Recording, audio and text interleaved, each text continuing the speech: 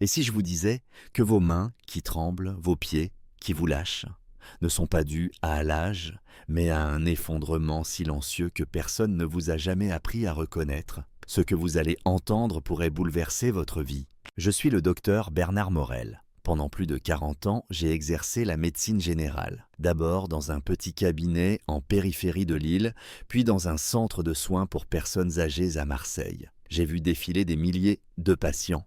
J'ai tenu la main de ceux qui souffraient en silence, j'ai écouté les mots que les examens ne détectent pas, et j'ai vu, trop souvent, des vies basculer à cause d'un détail que l'on croyait anodin. Et ce que je vais vous dire aujourd'hui, je ne l'ai pas appris à la faculté de médecine. Ce n'est pas une vérité que l'on enseigne dans les amphithéâtres, ni une astuce que l'on trouve dans un manuel. C'est une vérité que l'on découvre au fil du temps, dans les couloirs d'hôpitaux, dans les regards inquiets, dans les silences prolongés de ceux qui sentent leur corps leur échapper sans comprendre pourquoi. Avez-vous déjà eu cette étrange sensation dans vos mains ou vos pieds? Un picotement, comme des aiguilles invisibles qui dansent sous la peau, une faiblesse passagère, un engourdissement, une maladresse soudaine, quand vous essayez de boutonner votre chemise ou de monter une marche, vous vous êtes peut-être dit « ce n'est rien, c'est l'âge ».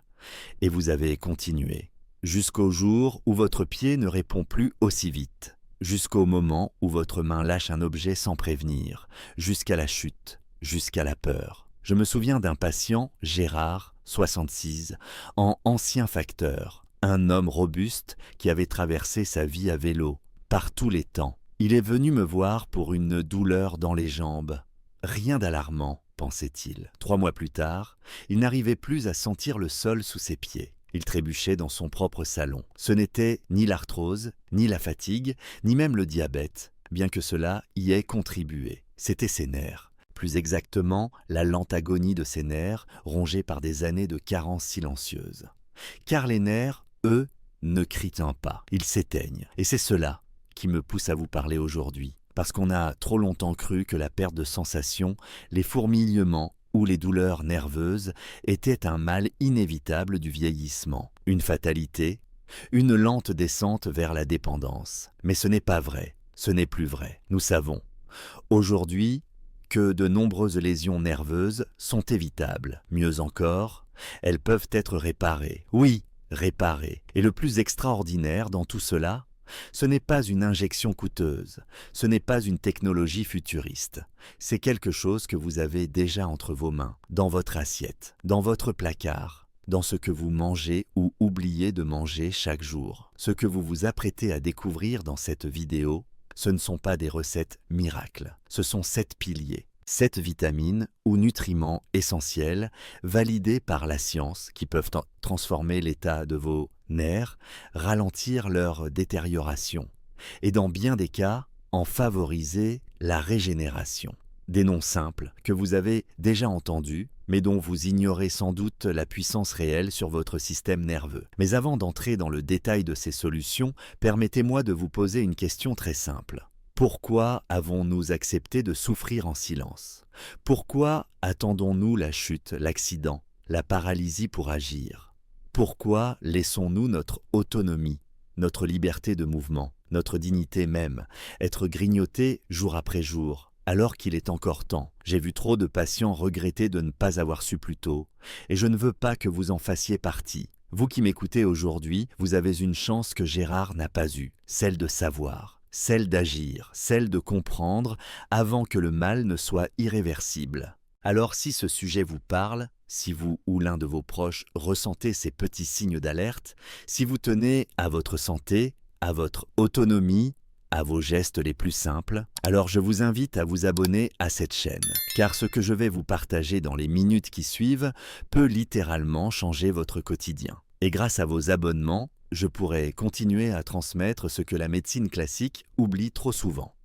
Le pouvoir de prévention, de réparation et de choix. Avant de continuer, j'aimerais aussi vous proposer une petite question de réflexion. Elle est simple, mais elle en dit long sur votre façon de percevoir votre santé. Selon vous, quel est le premier facteur silencieux qui détruit les nerfs au fil des années? A. Le vieillissement naturel du corps. B. Les carences invisibles en vitamines et antioxydants essentiels. Répondez en commentaire par A ou B et dites-moi pourquoi vous pensez cela. Je lirai vos réponses personnellement. Maintenant, passons à ce que vous êtes venu chercher, les vérités que votre système nerveux attend depuis trop longtemps. Aujourd'hui, à la retraite, mais ma passion pour la médecine et pour la vérité n'a jamais quitté mon esprit. Et s'il y a bien une chose que j'ai apprise au fil des décennies, ce n'est pas seulement comment soigner les maladies, mais surtout comment les prévenir. Ce que je vais vous partager maintenant, je ne le tire pas seulement de mes connaissances médicales, mais aussi de mes regrets, ceux d'avoir vu trop de patients arriver trop tard, quand leur corps avait déjà trop souffert, alors qu'une simple information, une compréhension précoce aurait pu changer le cours de leur vie. Si vous êtes resté jusqu'ici, c'est sans doute que vous sentez, confusément ou clairement, que quelque chose ne va pas, peut-être dans votre propre corps ou dans celui d'un proche, et vous avez raison. Il existe un mal qui avance dans l'ombre, qui grignote notre vitalité nerveuse sans bruit, souvent sans douleur au début. Mais ce que vous ignorez peut-être, c'est qu'il existe aussi un remède, discret, sous-estimé, mais puissant. La nutrition ciblée. J'aimerais vous parler de cette vérité oubliée. Non pas en tant qu'expert assis derrière un bureau, mais comme un médecin qui a vu, chez des centaines de patients, le pouvoir réel de certaines substances naturelles. Des nutriments que l'on appelle souvent à tort des suppléments, comme si leur rôle était secondaire. Mais dans le cas des nerfs, ce sont des acteurs principaux. Dans notre société moderne, saturée d'images, d'urgences et de produits transformés, nous avons oublié que les cellules qui composent notre système nerveux sont vivantes. Et comme tout être vivant, elles ont besoin de carburant. Pas de sucre raffiné, pas de caféine, pas d'additifs, mais de micronutriments essentiels. Sans eux, les nerfs s'usent, se désorganisent, deviennent lents, douloureux, puis silencieux. Et ce silence est souvent le prélude à une perte de contrôle. Des mains qui tremblent, des jambes qui flanchent, des chutes qui abîment bien plus que le corps. Le drame, c'est que ces déficits ne se voient métopés au premier regard. On peut avoir une alimentation apparemment correcte et souffrir de carences profondes. Pourquoi ? Parce que les besoins du système nerveux sont spécifiques, exigeants, et surtout non prioritaires dans les mécanismes de survie. Le corps utilisera d'abord les nutriments pour les fonctions vitales, respirer, digérer, se défendre, et les nerfs, eux, attendront. Ils attendent patiemment, jusqu'au jour où il est trop tard. Mais voici la clé que je veux vous transmettre aujourd'hui. Il n'est pas trop tard pour agir si l'on comprend à temps. Et comprendre, c'est cela ma mission, aujourd'hui. Certaines vitamines sont capables de réparer les nerfs. Je pèse mes mots, pas simplement de ralentir la dégradation, mais bien de soutenir une régénération réelle, mesurable. Ce n'est pas une promesse marketing, c'est un fait validé par la recherche. Mais ces vitamines agissent à une condition, qu'elles soient apportées en quantité suffisante, sous une forme active, et de manière régulière. C'est ici que réside tout le paradoxe. Nous avons accès aux bons outils, mais nous ignorons comment les utiliser. Prenez un instant et pensez à cela. Si votre nerf est une route électrique, alors la vitamine B12 est l'isolant qui protège le fil. La B1 est le courant qui le traverse. La D est le chef d'orchestre du calcium, messager entre les cellules. La B6 est l'ouvrière qui fabrique les mots chimiques de nos pensées. La E est le bouclier qui protège cette route des attaques extérieures. La C est la structure du pont qui relie les stations. Et la LA, ce fameux acide alpha-lipoïque, est le nettoyeur, le réparateur, celui qui vient reconstruire ce qui a été brisé. Voilà pourquoi je ne peux plus me taire. Voilà pourquoi je veux que chaque personne qui regarde cette vidéo sache qu'il existe un chemin naturel vers la réparation nerveuse, un chemin que la médecine classique n'enseigne pas assez. Je n'ai rien à vous vendre. Je ne suis plus rémunéré par aucune structure. Je suis libre. Et cette liberté, je la mets au service d'une vérité simple. Notre corps est conçu pour se réparer, à condition de lui donner les bons outils. Mais la société actuelle, avec ses plats préparés, ses régimes déséquilibrés, ses modes alimentaires extrêmes, a créé une génération de seniors sous-alimentés en silence. Pas en calories, mais en nutriments. Et ce sont ces carences invisibles, progressives, sournoises, qui usent vos nerfs bien plus que le vieillissement lui-même. Alors, je vous le dis, la réparation commence par la compréhension. Et dans les minutes qui suivent, je vais vous guider à travers chacun de ces nutriments oubliés. Je vais vous montrer où les trouver, comment les absorber et comment les intégrer à votre quotidien, sans bouleverser toute votre vie. Mais avant cela, j'aimerais que vous fassiez une chose. Prenez un engagement envers vous-même, d'écouter, d'apprendre, d'essayer. Car ce savoir ne vaut rien s'il reste enfermé dans une vidéo. Il ne prend vie que lorsqu'il devient action. Et si vous ressentez, comme moi, que ce message mérite d'être entendu, alors je vous invite à partager cette vidéo, à vous abonner à cette chaîne et à m'aider à continuer à transmettre ce que des années de terrain m'ont appris. La guérison n'est pas toujours dans une ordonnance.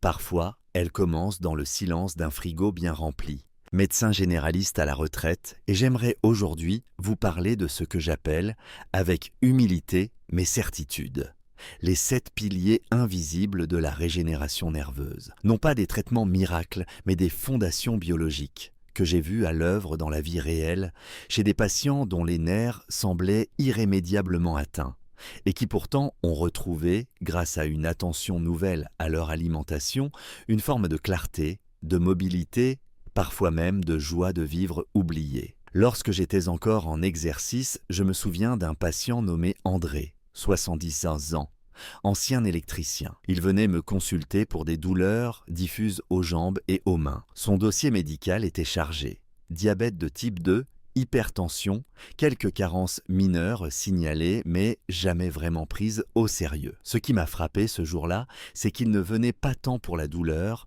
que pour une sensation plus difficile à décrire, une sorte de déconnexion. Il me disait « J'ai l'impression que mes pieds ne m'appartiennent plus ». Ce n'est qu'en approfondissant, en sortant du protocole classique, que j'ai pu poser un regard neuf sur ce qui se jouait dans son corps. Ses nerfs criaient famine. Je vais donc vous dévoiler, comme je l'ai fait pour André, les 7 éléments clés qui permettent aux nerfs de se restaurer. Pas tout d'un coup, mais un par un, dans une forme de cohérence, car chacun agit à sa manière, et c'est dans leur complémentarité que réside la puissance du processus. La première de ces clés, c'est la vitamine B12. Bien plus qu'une simple vitamine, c'est une gardienne silencieuse de votre intégrité neurologique. Elle est indispensable à la formation de la myéline, cette gaine protectrice qui entoure vos nerfs comme l'isolation autour d'un câble électrique. Sans elle, les signaux se perdent, ralentissent ou provoquent des courts circuits douloureux. J'ai vu des patients récupérer d'un état de confusion, de chutes à répétition simplement parce qu'on avait corrigé une carence en B12. Et ce n'était pas rare, c'était presque toujours négligé, surtout chez les personnes âgées ou les personnes suivant un régime végétarien strict. Mais ce n'est qu'un début. La deuxième fondation, c'est la vitamine B1 ou thiamine. C'est l'étincelle de départ. Sans elle, les cellules nerveuses n'ont pas d'énergie. Or, le nerf est un tissu avide d'énergie, fragile et extrêmement dépendant du glucose. Sans une bonne conversion de celui-ci, les nerfs s'éteignent lentement. C'est ce qui se passe dans le béri-béri, une maladie ancienne mais terriblement actuelle, dès lors que les apports en thiamine sont insuffisants. Chez les personnes âgées, chez les diabétiques ou encore chez ceux qui consomment beaucoup d'alcool, cette carence peut devenir dramatique. Et pourtant, elle se corrige si simplement. La troisième, c'est la vitamine D. Longtemps associée aux os, elle joue en réalité un rôle capital dans l'équilibre des ions calcium, qui sont les messagers du système nerveux. Trop de médecins l'ignorent encore, mais un manque de vitamine D peut perturber la signalisation neuronale, augmenter la douleur et même favoriser des inflammations chroniques du tissu nerveux. J'ai vu cela chez des patients atteints de sclérose en plaques, chez des personnes dépressives, chez des individus fatigués sans explication clinique apparente. Et ce que la science moderne confirme aujourd'hui, je l'avais déjà observé hier au chevet des patients. Puis vient la vitamine B6. Elle agit dans l'ombre, mais elle est partout. C'est elle qui permet la fabrication des neurotransmetteurs, ces molécules subtiles qui traduisent nos pensées en action, nos sensations en mouvement, notre humeur en geste. Sans elle, pas de dopamine, pas de sérotonine, pas de communication fluide entre les neurones. Une carence peut entraîner des troubles de l'humeur, mais aussi des douleurs neuropathiques, des brûlures inexpliquées.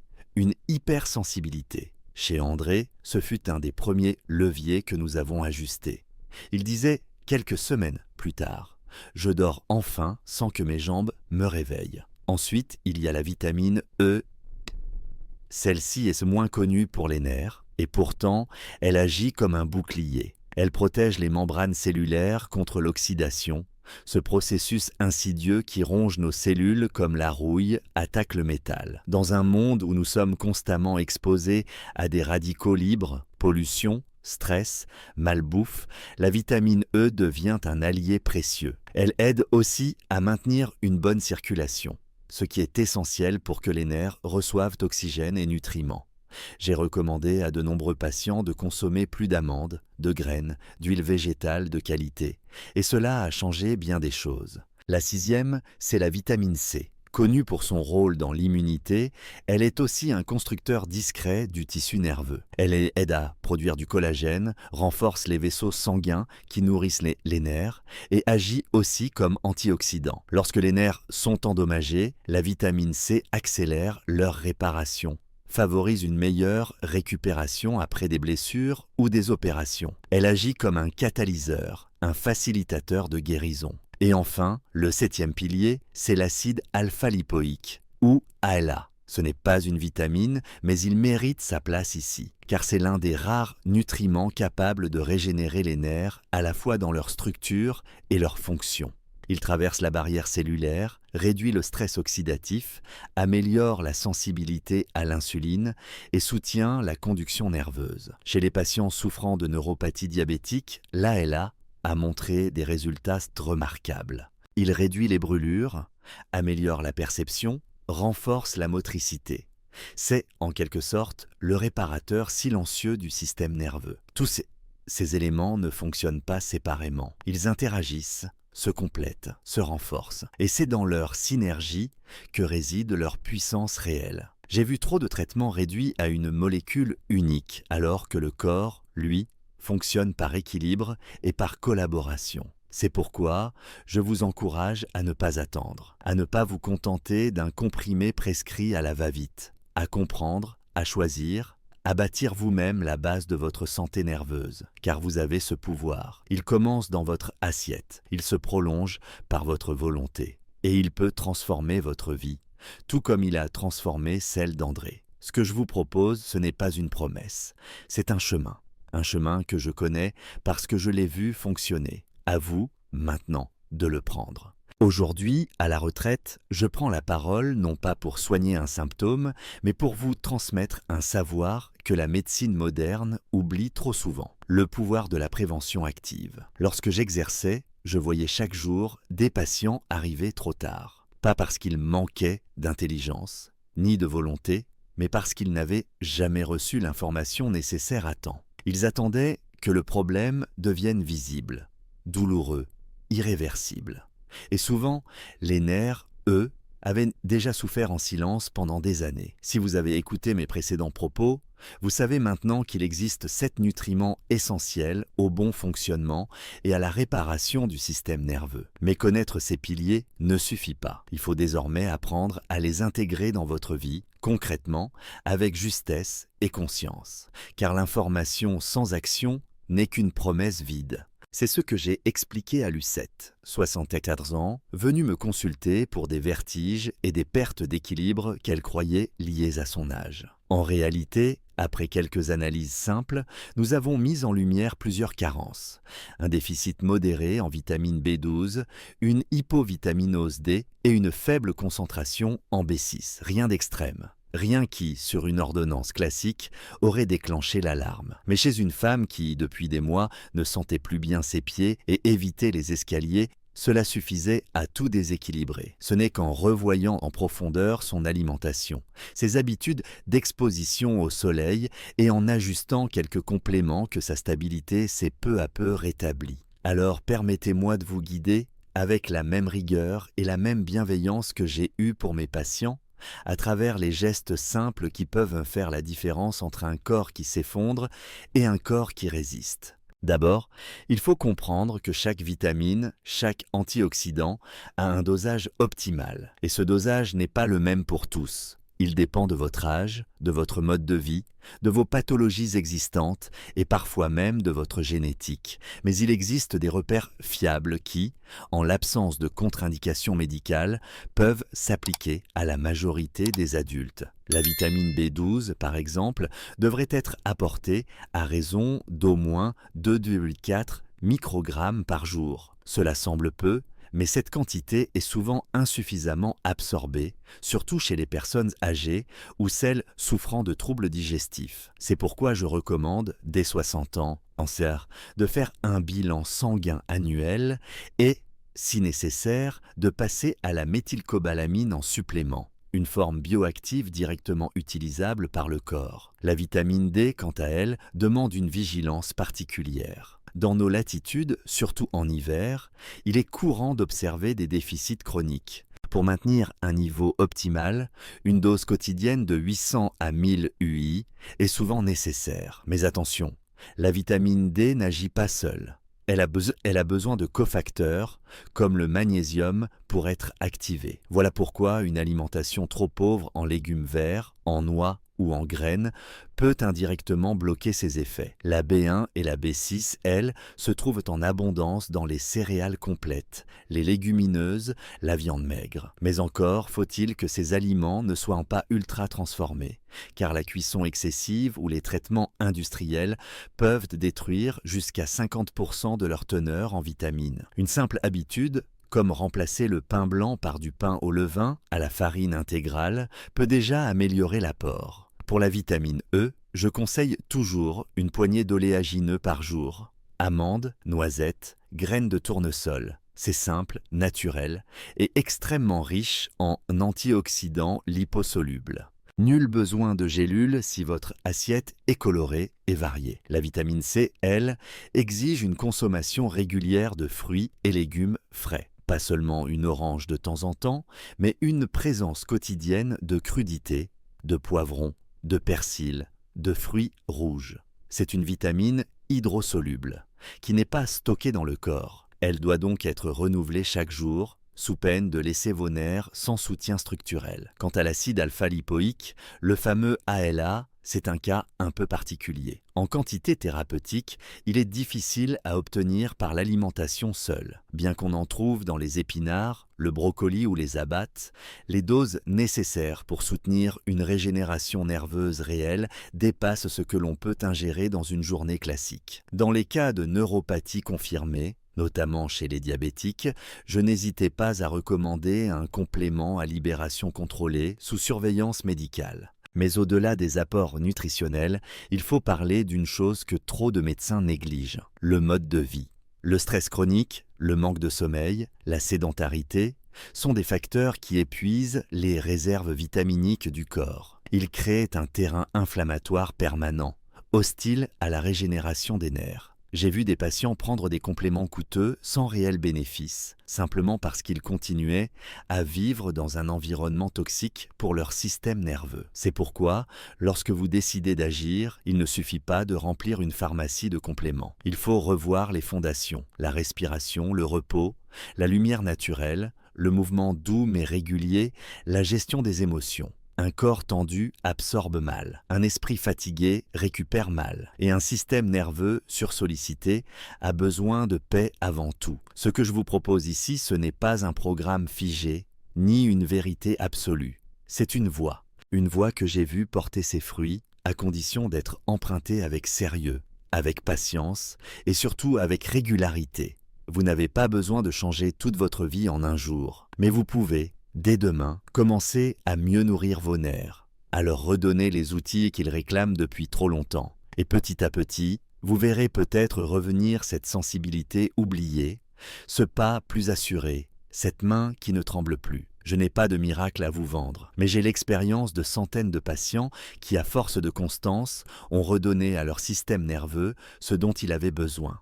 Une chance d'espérer, une chance de se réparer. Si je prends encore la parole aujourd'hui, c'est parce que je porte en moi une conviction trop forte pour me taire. Il n'est jamais trop tard pour reconstruire ce qui semble perdu tant que l'on décide de regarder autrement, d'agir autrement, de croire autrement. Et cela vaut, plus que jamais, pour nos nerfs. Vous savez, j'ai accompagné de nombreux patients dans les dernières étapes de leur vie. Ce que j'ai appris là, au chevet, dans les silences entre deux mots, dans les larmes contenues et les regrets murmurés, c'est que ce qui fait le plus souffrir, ce n'est pas la douleur elle-même, c'est la perte d'autonomie, la dépendance, ce moment cruel où l'on ne peut plus faire ce geste simple sans demander de l'aide. Boutonner une chemise, monter un escalier, sentir le sol sous ses pieds, se tenir debout sans craindre la chute.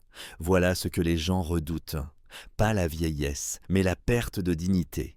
Et c'est précisément là que réside le rôle profond du système nerveux. Il est cette trame invisible qui nous relie au monde, aux autres, à nous-mêmes. Il n'est pas seulement un ensemble de fibres et d'influx. Il est la base de notre présence au monde. Quand les nerfs faiblissent, ce n'est pas seulement le corps qui vacille, c'est le lien au réel qui s'effrite. Je me souviens d'Hélène, qui a 31 ans, veuve depuis peu, qui m'avait confié un jour « Docteur, ce qui me pèse le plus, ce n'est pas d'avoir mal, c'est de ne plus pouvoir marcher seul jusqu'à la boulangerie. J'ai l'impression de disparaître un peu plus chaque jour. » Et je n'ai jamais oublié cette phrase, parce qu'elle disait tout ce que les examens ne montrent pas, tout ce que les ordonnances ne soignent pas. C'est pourquoi, dans cette dernière partie de notre échange, je ne vais pas vous parler de chiffres ni de protocoles. Je vais vous parler de sens, de cette possibilité concrète de redevenir acteur de sa propre santé, même après 60, 70 ou 80 ans. Car oui, la régénération nerveuse est possible. Pas totale, pas instantanée, mais réelle. Et elle commence par une décision qui ne dépend pas de votre médecin, ni de votre pharmacien, mais de vous. Reprendre soin de ses nerfs, ce n'est pas une lubie, ce n'est pas un luxe. C'est un acte de résistance intime contre le fatalisme ambiant. C'est dire « je refuse que l'on m'arrache mes gestes, ma mémoire, ma stabilité, sous prétexte que j'ai passé un certain âge ». C'est croire, non pas en des miracles, mais en des lois biologiques simples. Un tissu nourri, stimulé, protégé, peut se réparer. Un tissu abandonné s'effondre. Et pour cela, il n'est pas nécessaire d'avoir beaucoup de moyens. Il faut de la régularité, de la lucidité. Et surtout, un peu de courage, car oui, il faut parfois aller contre ses habitudes, réapprendre à manger différemment, à bouger avec attention, à respecter ses rythmes. Mais chaque effort compte. Chaque geste est un message que vous envoyez à votre corps. Je suis encore là et je prends soin de toi. J'ai vu des patients qui n'avaient plus d'espoir et qui, après quelques mois à ajuster leur alimentation, à reprendre des promenades régulières, à dormir mieux, à respirer plus profondément, retrouvaient une partie d'eux-mêmes. Le retour n'est jamais spectaculaire. Il est lent, parfois frustrant, mais il est réel. Une main qui ne tremble plus autant, un pied qui reprend contact avec le sol, un sommeil moins agité, une parole plus fluide. Ces signes sont les premiers témoignages d'un système qui reprend vie. Et puis, il y a la force du lien humain, car se réparer seul est difficile. C'est pourquoi je vous invite à ne pas garder ce savoir pour vous. Partagez-le avec vos proches, vos amis, vos voisins. Parlez de ces vitamines, de cette hygiène de vie, de cette possibilité d'amélioration. Car en diffusant cette parole, vous créez un cercle vertueux. Vous brisez l'isolement. Vous redonnez espoir à ceux qui croient que c'est fini. Ce que je vous transmets aujourd'hui, ce n'est pas une vérité absolue. C'est le fruit de mon expérience, de mes lectures,